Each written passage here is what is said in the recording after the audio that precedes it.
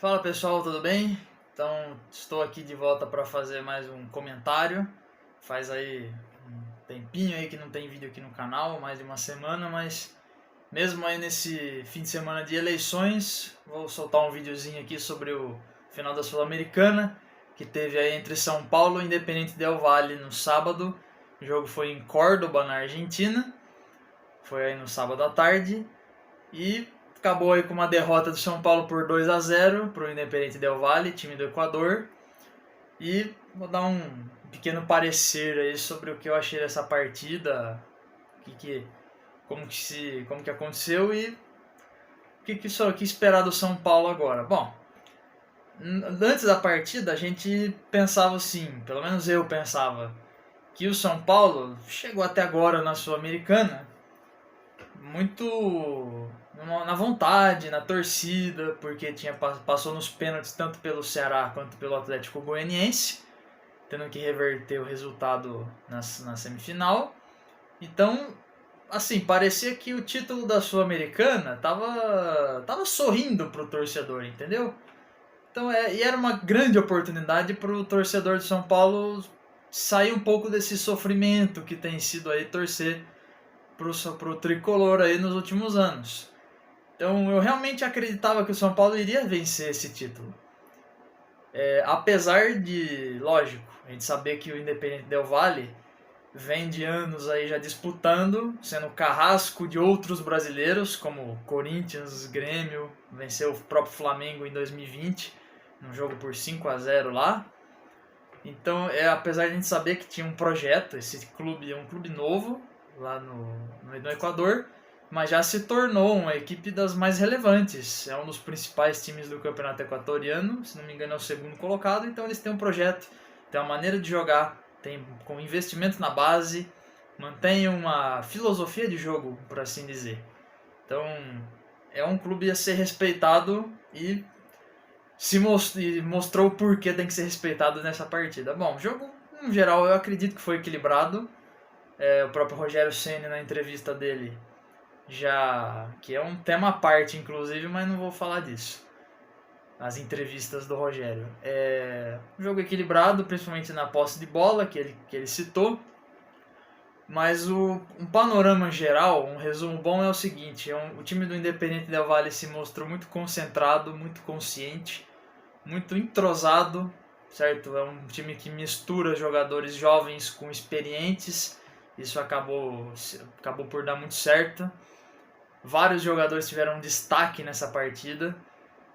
Tanto o goleiro, vou comentar daqui a pouco, o Sornosa, meia, que jogou no Corinthians, no Fluminense, o centroavante argentino Lautaro Dias, que fez um gol e deu outra assistência, um outro jogador argentino, que se não me engano é o Lorenzo Faravelli, fez o segundo gol, um dos melhores em campo também, de linha foi o melhor em campo. O outro jogador muito bem do Independente Del Valle, o goleiro Ramírez, também defendeu tudo, São Paulo não passou por ele. E fizeram o gol logo aos 13, 14 minutos ali, já mostrando realmente uma qualidade de passe, saída de jogo. O São Paulo não conseguia pressionar a saída, que é uma característica desse time. E após sofrer o gol, que foi uma falha da defesa ali, uma entregada, o time do Del Valle, a bola sobra ali na frente da área, o jogador consegue fazer o passe, recebe o centroavante livre, o Léo, zagueiro do São Paulo, dá um carrinho, não consegue travar a bola ali, e o São Paulo sofre o gol. Depois disso, teve aquele ímpeto de tentar empatar, evidentemente, mas uma ou outra chance assim, o Caleri teve uma chance clara na frente do goleiro, que ele driblou o goleiro, mas ele escorrega, perde equilíbrio e chuta para fora. O São Paulo não fazia um bom jogo no primeiro tempo, não conseguia fazer jogada, não tinha repertório de jogadas, isso foi uma coisa bem comentada depois da partida. A única jogada que o São Paulo tinha era o Reinaldo na lateral esquerda, Patrick e cruzamento para o Caleri, ou o contrário, o Caleri abria e o Patrick entrava pelo meio. Fizeram algumas vezes isso, variaram essas duas jogadas, mas acabou por nada dar certo. E o Independente Del Valle foi cozinhando ali o primeiro tempo, teve uma boa chance com o Sornosa, num bom chute de fora da área, Felipe Alves defendeu.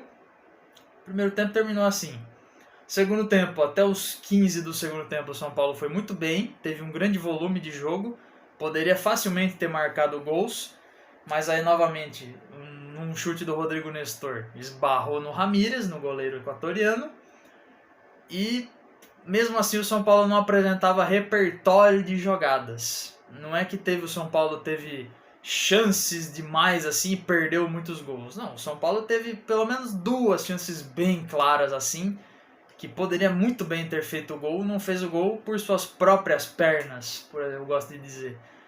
Até os 15, depois disso o Independente Del Valle recuperou o controle da bola, a concentração do São Paulo, que já não estava tão boa, foi por água abaixo.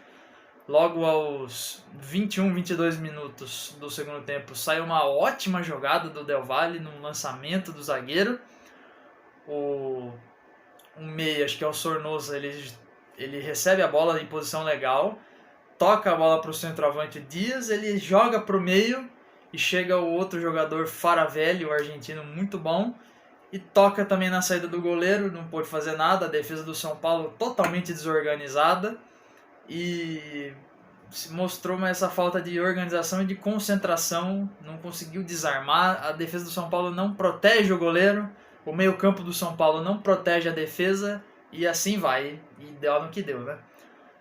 Pouco depois disso, o Rogério Ceni prepara 3 alterações e nesse momento, eu que não sou São Paulino, eu imagino que o torcedor do São Paulo sinta um desespero ao ver o Igor Gomes na beira do campo e o Éder também na beira do campo, além do Galopo, jogador argentino, mas esse não vou comentar muito, até porque o próprio São Paulino sabe que ele chegou agora, é um jogador mais novo, até agora não fez nada, mas não dá para criticar esse jogador como outros aí que estiveram em campo e que o São Paulino sabe, né?